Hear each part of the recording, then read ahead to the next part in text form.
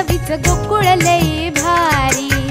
गोकुळ दूध आणि दर्जेदार दुग्ध उत्पादने, चव आहे कोल्हापुरी, गोकुळ लई भारी।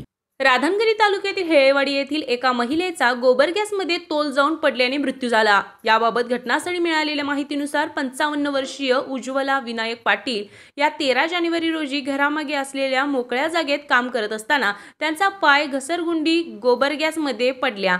त्यांना उपचारासाठी नेले असता त्यांचा मृत्यू झाल्याचे डॉक्टरांनी सांगितले। या घटनेची नोंद राधानगरी पोलीस ठाण्यात झाली आहे। याबाबत अधिक माहिती तपास राधानगरी पोलीस करत आहेत।